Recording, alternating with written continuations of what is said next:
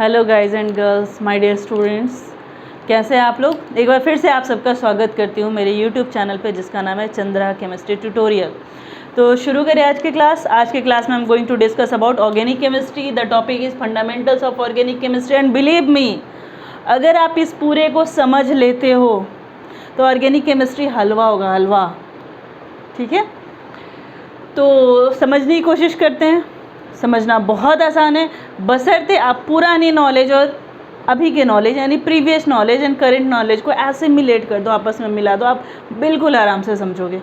ठीक है, चलो मैं शुरुआत करती हूँ टाइप्स से कि हमारे रिएक्शन के कितने टाइप होते हैं। तो बच्चों मैं आपको ये पढ़ा चुकी हूँ कि रिएक्शन के कितने टाइप होते हैं। याद करो, पहला मैंने पढ़ाया था addition reaction. I am not going to discuss here.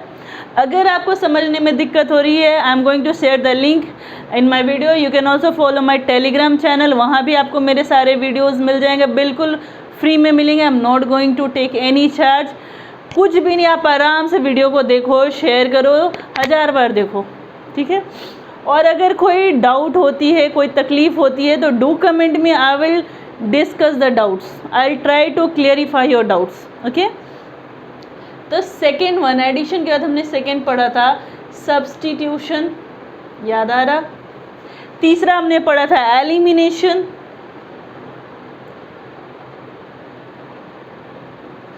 चौथा था हमारा कंबशन। पांचवा पेरीसाइक्लिक रिएक्शन। छठा it was your aromatic reaction, वगैरह वगैरह वगैरह वगैरह।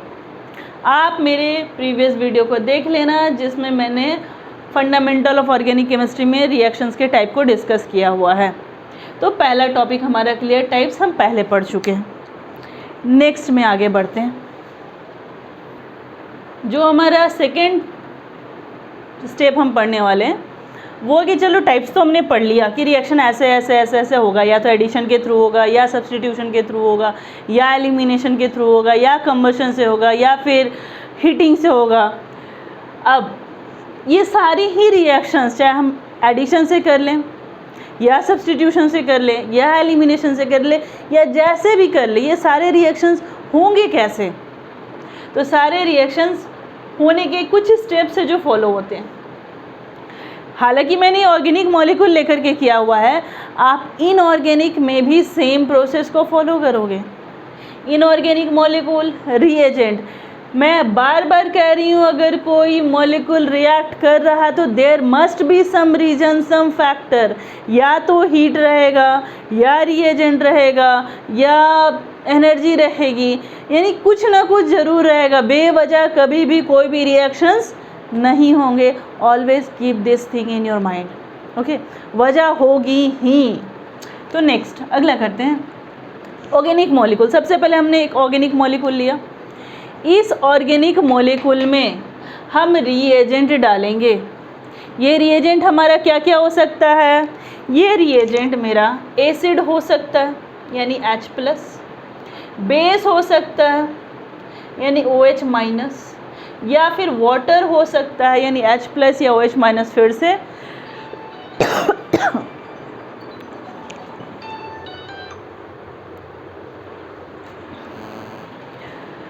एक्सक्यूज मी, या फिर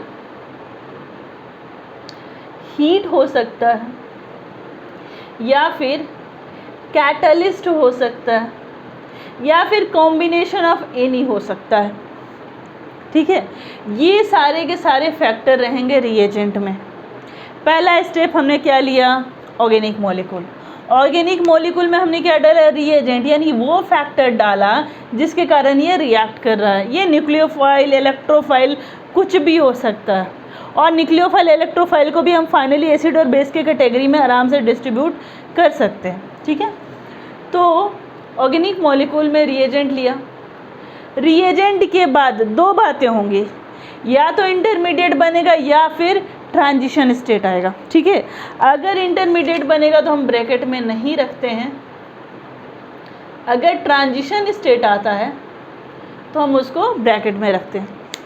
अब सवाल उठता है कि इंटरमीडिएट क्या होता है, ट्रांजिशन स्टेट क्या होता है। तो गौर करना, अगर हम रीएजेंट डाल करके सेकेंड स्टेज में जाते हैं तो कोई एक ऐसा मॉलिक्यूल बना जो कि स्टेबल हो, थोड़ी ही देर के लिए स्टेबल हो, इतना स्टेबल हो को नेक्स्ट मॉलिक्यूल से रिएक्ट करके या तो हमको मेरा प्रोडक्ट दे दे, या फिर वो इतना स्टेबल हो कि किसी और से रिएक्ट करके बाई प्रोडक्ट भी दे दे, तो उसको हम कहते हैं इंटरमीडिएट।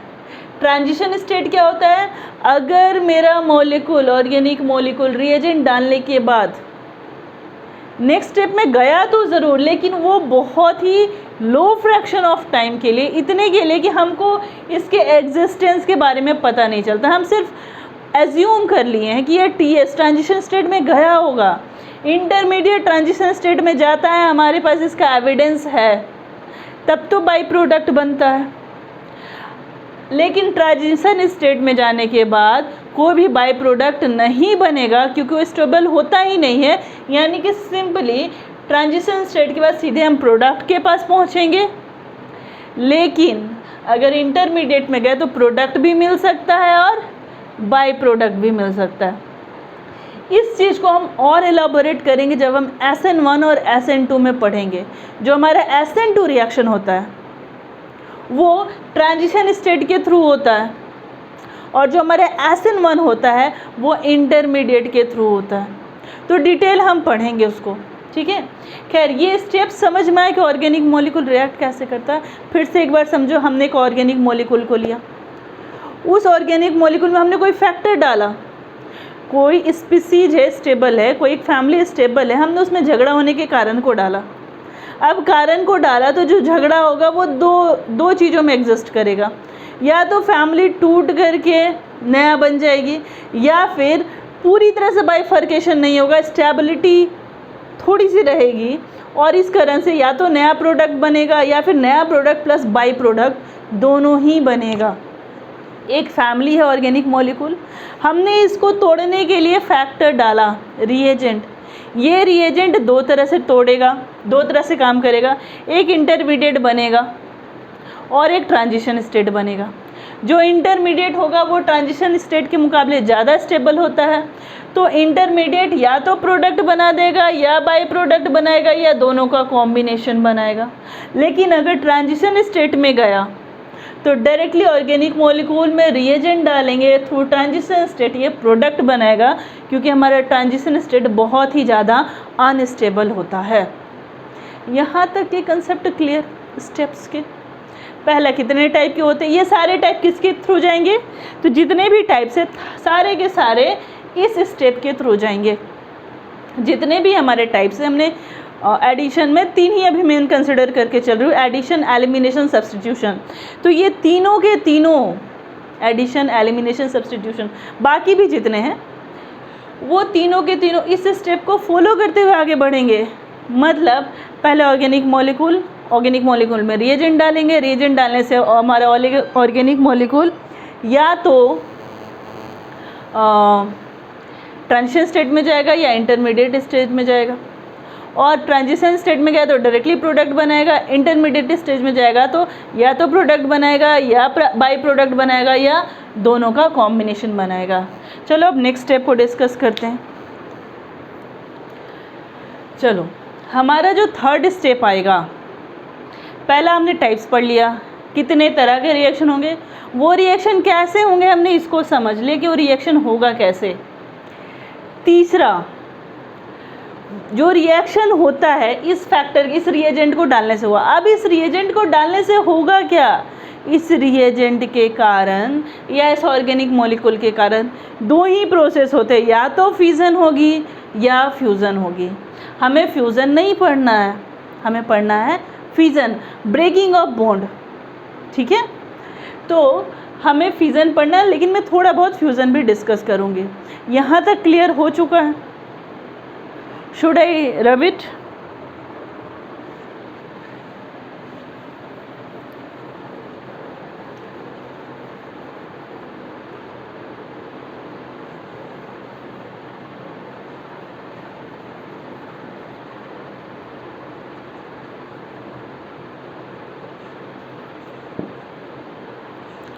चलो,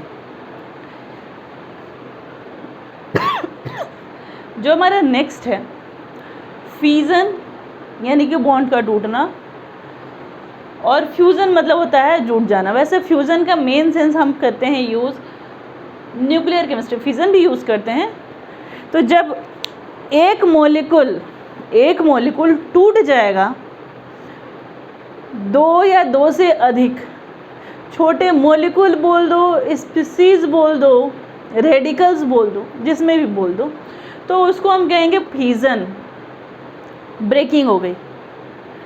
अगर दो छोटे छोटे एटम या स्पीसीज जुड़ करके एक बड़ा मॉलिक्यूल बना दे रहे हैं, है तो वो कॉम्बिनेशन रिएक्शन, लेकिन उसको हम कह सकते हैं फ्यूज़न। ऑर्गेनिक में, अभी मैं न्यूक्लियर में नहीं जा रही हूँ, मुझे मेनली पढ़ना है फिज़न। तो चलो डिटेल देखते हैं कि फिज़न का, यानी कि टाइप्स ऑफ रिएक्शन पढ़ा, उस रिएक्शन में रिएजेंट डाला, रिएजेंट डालने के बाद या तो बॉन्ड टूटेगा या जुटेगा। तो पहले बॉन्ड का टूटना देखते हैं, यानी कि हम देखते हैं फिज़न कितने तरह से होंगे फिज़न और कहाँ कहाँ होंगे फिज़न। देखो, जब भी मैं फिज़न यानी कि बॉन्ड के क्लीवेज, जिसको हम बॉन्ड क्लीवेज भी बोलते हैं, बॉन्ड क्लीवेज यानी कि बॉन्ड का टूटना। तो बॉन्ड की जो क्लीवेज होती है, बॉन्ड का जो टूटना होता है, वो दो तरह से हो सकता है। यानी कि जो हमारा क्लीवेज है वो या तो हेटेरोलाइटिक होगा, हेटेरोलाइटिक क्लीवेज, या फिर होमोलाइटिक क्लीवेज। बॉन्ड का टूटना या तो होमोलाइटिक होगा या फिर हेटेरोलाइटिक होगा। अब फिर से एक परेशानी कि हेटेरोलाइटिक क्या होता है और होमोलाइटिक क्या होगा। तो क्लियरली पहले मीनिंग समझो। होमोलाइटिक मतलब सेम सेम, अभी फ़िलहाल के लिए ऐसा कोई ज़रूरी नहीं कि आप इसी सेंस को हमेशा यूज़ करोगे। अगर सेम सेम एटम के बीच कोई एटम या मॉलिक्यूल है, उसमें सेम सेम एटम कंबाइन करके मॉलिक्यूल बना है, तो अगर उनके बीच क्लीवेज हो रहा है, मैं एक जनरल सेंस बता रही हूँ, डिटेल डिस्कस करूँगी अभी। अगर सेम सेम की जैसे Cl2 क्या है ये, Cl एंड Cl, अगर इस सेम के बीच क्लीवेज होगा, इस Cl और इस Cl के बीच क्लीवेज होगा, तो इसको हम कहेंगे होमोलाइटिक क्लीवेज। और हेटेरोलाइटिक किसको कहेंगे, अगर क्लीवेज डिफरेंट के बीच होगा, HCl। अच्छा, मैं जब ऑर्गेनिक मॉलिक्यूल बात करूंगी बच्चा, तो एक बात दिमाग में हमेशा रखना कि मैं सिर्फ और सिर्फ कोवैलेंट बॉन्ड के बारे में बात कर रही हूँ। ऑर्गेनिक मॉलिक्यूल मतलब कोवैलेंट बॉन्ड, आप इसमें आयनिक बॉन्ड को इंक्लूड मत करना भी प्लीज़, ठीक है। तो जब मैं HCl की बात करूं, तो ये देखो सेम के बीच नहीं है ना, इसको कहते हैं हेटेरोलाइटिक क्लीवेज। अगर सेम के बीच टूटे तो होमोलाइटिक, डिफरेंट के बीच टूटे तो हेटेरोलाइटिक। आप इसको ऐसे मत समझो, आप इसको ऐसे समझो कि अगर कोवैलेंट बॉन्ड बना है, यानी कि दो लोगों के बीच बिजनेस स्टैब्लिश हो गया है, ठीक है। बॉन्ड बनाने के मैंने 3 तरीके शायद डिस्कस किए होंगे। पहला होता है आपको आयनिक बॉन्ड बनना, दूसरा होता है कोवैलेंट बॉन्ड बनना, और तीसरा होता है कोऑर्डिनेट बॉन्ड बनना। आयनिक बॉन्ड में क्या होगा, एक ने इलेक्ट्रॉन दिया और दूसरे ने लिया, यानी कि डोनर और एक्सेप्टर। अगर डोनर और एक्सेप्टर रहेगा तो आयनिक बॉन्ड बनेगा। ज़रूरी नहीं कि अगर डोनर है तो कोई ज़रूरी नहीं कि आयनिक बॉन्ड बन जाए। अगर सिर्फ एक्सेप्टर है तो कोई ज़रूरी नहीं कि आयनिक बॉन्ड बन जाए। अगर डोनर के साथ साथ एक्सेप्टर रहेगा, this is the only point कि एक डोनर के साथ एक एक्सेप्टर रहेगा, यानी कोई देने वाला है, कोई इलेक्ट्रॉन को दे रहा है, तो कोई तो होगा जो इलेक्ट्रॉन को लेगा। अगर किसी ने इलेक्ट्रॉन दिया तो देयर मस्ट बी समथिंग जो इलेक्ट्रॉन को ले। तो देने और लेने वाले जब रहेंगे तभी जा कर के हमारा आयनिक बॉन्ड बनेगा। सॉरी, उसको मैंने यहाँ लिखा नहीं है, तब जाके हमारा आयनिक बॉन्ड बनेगा, ठीक है। तो कोवैलेंट बॉन्ड कब बनेगा, जहाँ भी शेयरिंग हो गई, कहाँ कहाँ होगी, 14 फैमिली में तो होगी ही होगी। साथ ही साथ हर उस फैमिली में कोवेलेंट बॉन्ड बन सकता है जहाँ इंसान देना तो चाहता है लेकिन लेने वाला कोई नहीं है, और लेना तो चाहता है लेकिन देने वाला कोई नहीं है। यानी कि ग्रुप 1 भी कोवेलेंट बॉन्ड बना सकता है, ग्रुप 17 भी बना सकता है, ग्रुप 15 भी बना सकता है, ग्रुप 16 भी बना सकता है। अगर 16 के साथ 16 लेना चाहता है, 16 एंड आउटर मोस्ट में 6 इलेक्ट्रॉन है, मैंने इन चीज़ों को समझा दिया है, go for my previous videos. अगर ग्रुप 16 यानी जिसका आउटर मोस्ट में 6 इलेक्ट्रॉन, तो वो लेना तो चाहता है 2 इलेक्ट्रॉन लेकिन कोई देने वाले नहीं है, तो इस केस में वो क्या करेगा, ऐसे वेल्ले तो नहीं घूमेगा, तो क्या करेगा वो कोवेलेंट बॉन्ड बनेगा। कोई दे ना रहा है तो वेल्ले नहीं घूमेगा, नहीं बेकार नहीं घूमेगा, ठीक है। तो इस केस में वो कोवेलेंट बॉन्ड बना देगा, ठीक है। नेक्स्ट आता है कोऑर्डिनेट बॉन्ड। कोऑर्डिनेट बॉन्ड मतलब आप समझो किराए का मकान, ठीक है। यानी कि सपोज़ मेरे पास 4 कमरे और मैं 2 कमरे को यूज़ कर रही हूँ, मेरा 1 कमरा खाली पड़ा और 1 कमरा मैंने रिज़र्व रखा हुआ है इन केस। अब किसी को हेल्प चाहिए थी, वो मेरे जान पहचान का, तो मैंने क्या किया, 1 कमरा दे दिया। रेंट पे नहीं दिया, मैं पैसे नहीं ले रही हूँ, मैंने कमरा दे दिया। तो जब तक उसको कमरा दिया, या रेंट ले भी रही हूँ, दैट इज़ डिफरेंट थिंग। तो जब तक कमरा दिया हुआ, उस कमरे के अंदर जो भी हैपनिंग हो रही है उसका मालिक कौन है, वो बंदा है। लेकिन क्या कमरा ओरिजिनली में उसका है? नहीं। तो जो रेंट होता है यानी कि एक तरफा डोनेशन होता है, एक ने दे दिया, ऑक्सीजन ने 2 इलेक्ट्रॉन डोनेट कर दिया कहने मतलब पूरी तरह से नहीं दिया है। मैंने शायद इन 3 चीज़ों को डिटेल में नहीं डिस्कस किया, मुझे याद आ रहा है, तो मैं डिस्कस कर दूंगी। अगर आपको कन्फ्यूज़न है तब, कन्फ्यूज़न नहीं है तो मुझे नहीं लगता कि यहाँ पे टाइम वेस्ट करना चाहिए। अगर कन्फ्यूज़न हो कोऑर्डिनेट, कोवेलेंट और आयनिक बॉन्ड में, तो do comment me, I show very surely I will discuss that topic, okay.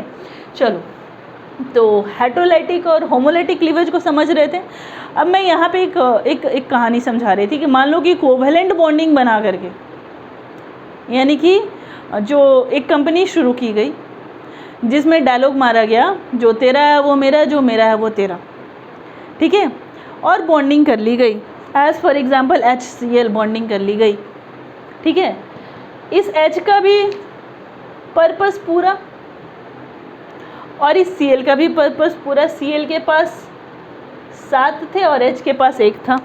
तो आप गौर करो, इस H के 2 पूरे हो गए और इस Cl के 8 पूरे हो गए, ठीक है।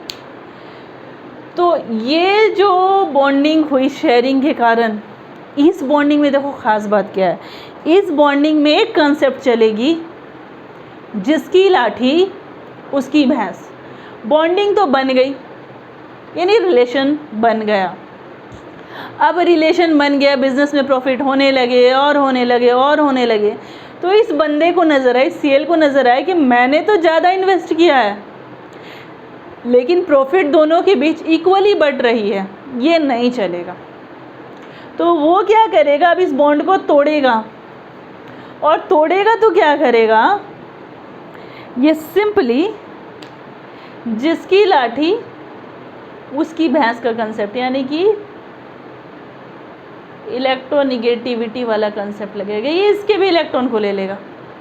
बेचारा हाइड्रोजन, मोस्ट बेचारा एलिमेंट ऑफ पीरियोडिक टेबल, ठीक है, इतना भी बेचारा नहीं है, ये भी अपना एक्शन दिखाता है, आई विल डिस्कस दैट, ठीक है।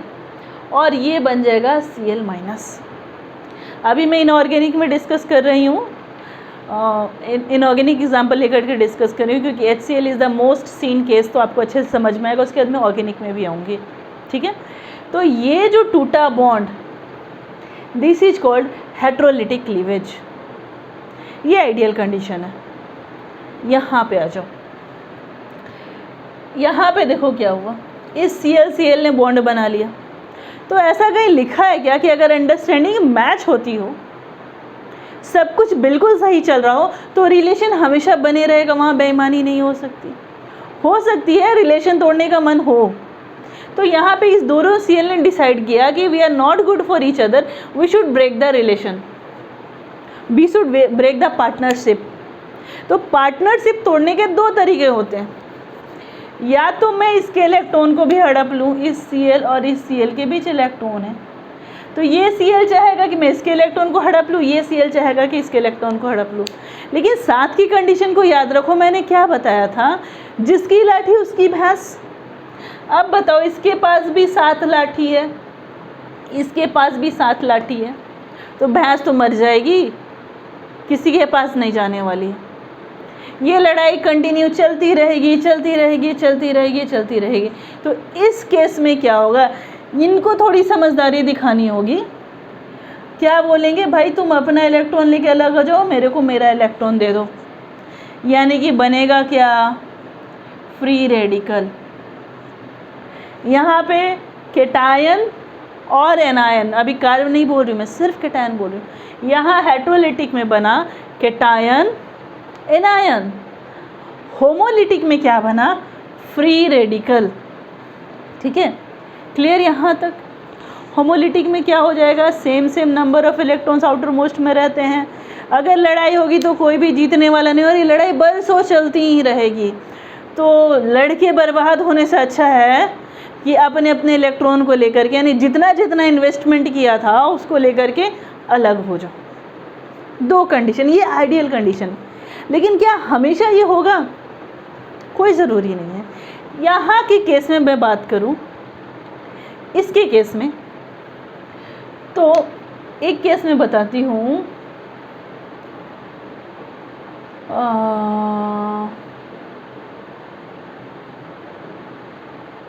CH3Cl, ठीक है, इसको एज ए जनरल डिस्कस करती हूँ तो ज़्यादा मज़ा आएगा। मैंने एक एग्जांपल ले लिया, CH3Cl। अगर ये हेट्रोलिटिक क्लीवेज के तहत टूट रहा है, इसके तहत टूट रहा है, ठीक है, कैसे डिसाइड करेंगे इसके तहत टूट रहा है, हम स्पीसीज़ को देख के डिसाइड करेंगे। सर इसकी ज़ुबान नहीं होती है कि जो बोलेगा, लेकिन हाँ ये सिंबल्स देगा, ये एक्सप्रेशन देगा, हमको इसकी भावनाओं को समझना होगा। और केमिस्ट्री में भावनाओं को समझे बगैर आप नहीं पढ़ सकते हो, तो सिंपली भावनाओं को समझो। ठीक है, चलो, तो यहाँ पर देखो क्या होने वाला। अगर ये कुछ इस तरह से टूट जाए, CH3 plus Cl minus, CH3 plus Cl minus, अगर ये इस तरह से टूटे तो देखो यहाँ क्या बना है, केटायन बना है ना, कार्बन का केटायन, इसको कार्बोकेटायन बोलते हैं। तो अगर कार्बन का केटायन बना, उसको कार्बोकेटायन, पहले इसको कार्बोनियम आयन बोला जाता था, अब इसको हम कार्बोकेटायन बोलते हैं।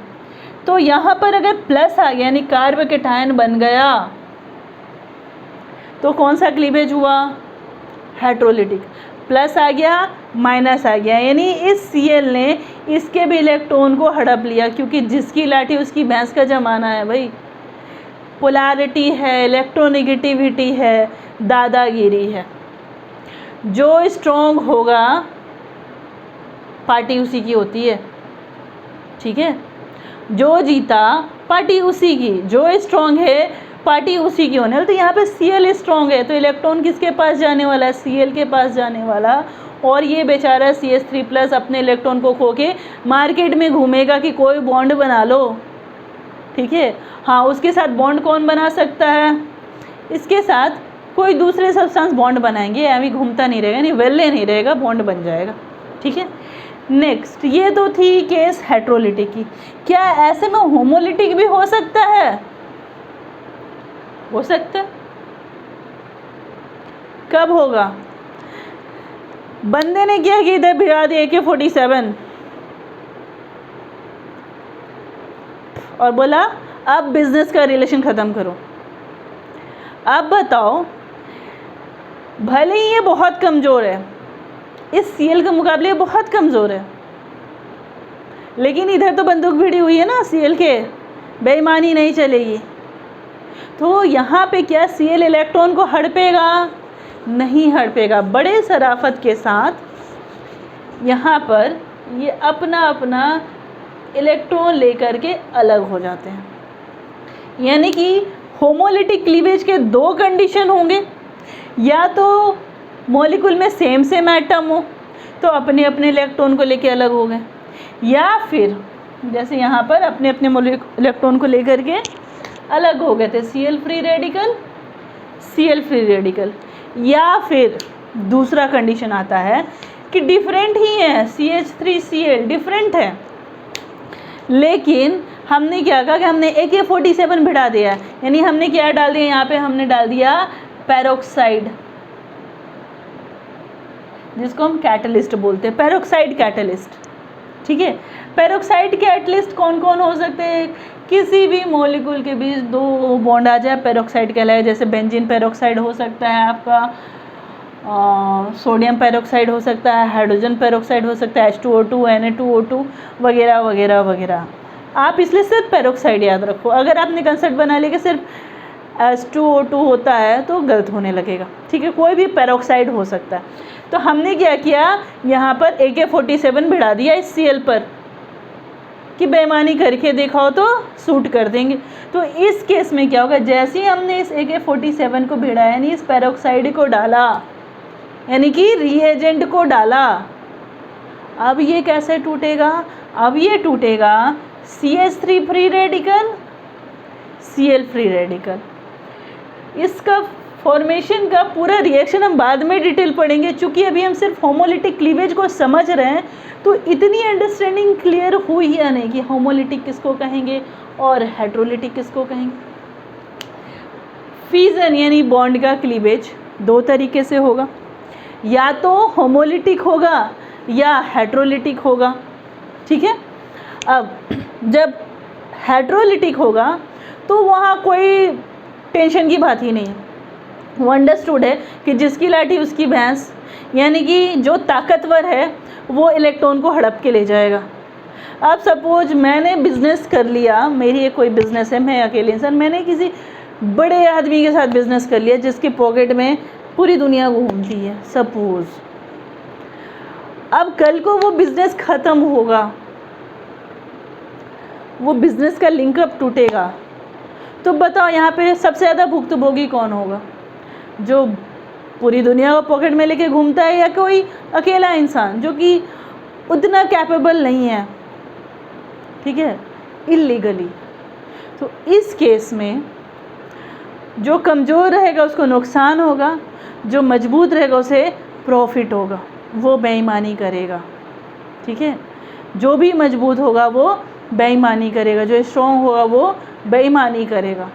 क्लियर हो रहा है ये बात? यहाँ तक में कोई दिक्कत? अब नेक्स्ट आगे घूमते हैं। ये तो मुझे समझ में आ गया कि हेट्रोलिटिक क्लीवेज कहाँ होगा। जहाँ भी जिसकी लाठी उसकी भैंस वाले कंसेप्ट को अप्लाई करके देखेंगे, वो सिर्फ हम इलेक्ट्रोनेगेटिविटी में अप्लाई नहीं करेंगे, हर जगह अप्लाई कर सकते हैं। जहाँ भी इलेक्ट्रोनेगेटिविटी होगी देयर इज चांस कि वहाँ पर बेईमानी हो। बेईमानी अगर ज़्यादा हुई तो बॉन्ड टूट जाता है, बॉन्ड टूटेगा तो कैटायन और एनायन बनेगा। अगर ये कार्बन के केस में हुआ, कार्बन मॉलिक्यूल में हुआ, तो कार्ब कैटायन और एनायन बना। कार्बन आयन भी बनता है, उस केस को मैं अभी डिस्कस नहीं की हूँ। ठीक है, नाउ होमोलिटिक में मैंने कहा कि होमोलिटिक में बॉन्ड टूटने के दो कंडीशन हो सकते हैं। या तो एक मॉलिक्यूल में सेम एटम है तो वो अपने अपने इलेक्ट्रॉन को लेके इजीली अलग हो गए, वहाँ बेईमानी के चांसेस नहीं होंगे, क्योंकि दोनों के पास तो सेम नंबर ऑफ पावर है, अट्रैक्टिंग पावर सेम है, तो वहाँ पे बॉन्ड टूटने के चांसेस कम होते हैं, वो टूटेगा नहीं।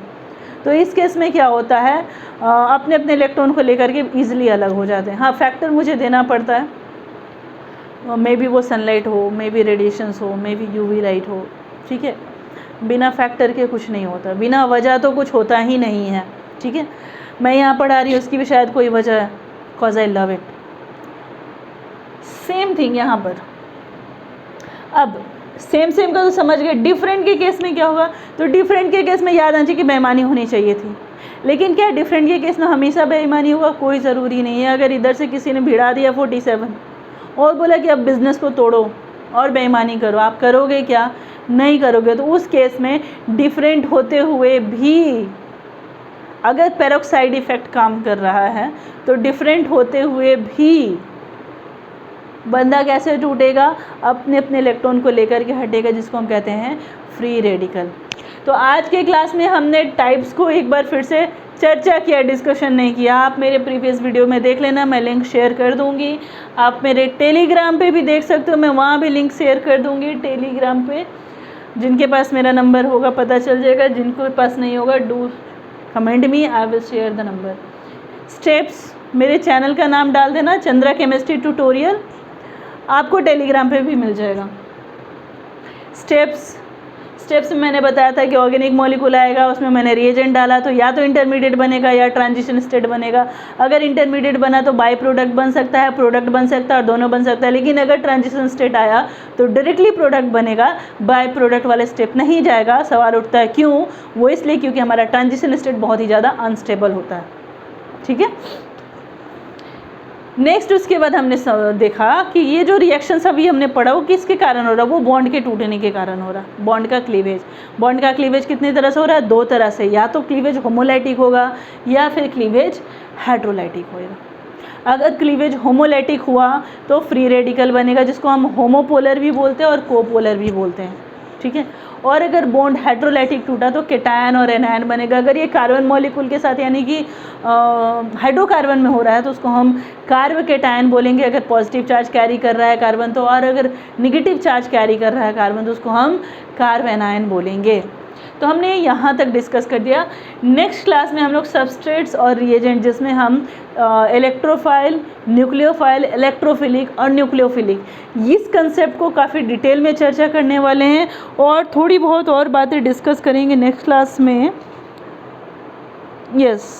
स्टेबिलिटी वगैरह के बारे में भी हम लोग बात करने वाले हैं कि कार्बोकेटायन की स्टेबिलिटी कैसी होगी, कार्बोनाइन की स्टेबिलिटी कैसी होगी, फ्री रेडिकल की स्टेबिलिटी कैसी होगी। इन सब के बारे में हम लोग नेक्स्ट क्लास में डिस्कशन करते हैं। टिल देन हंसते रहिए, मुस्कुराते रहिए, केमिस्ट्री समझते रहिए और मेरे चैनल को कमेंट करते रहिए, लाइक करते रहिए, सब्सक्राइब करते रहिए और शेयर करते रहिए। मेरे इंस्टाग्राम पेज को भी आप लाइक कर सकते हैं, मेरे टेलीग्राम चैनल को भी आप देख सकते हैं। It's going to help you. Good luck.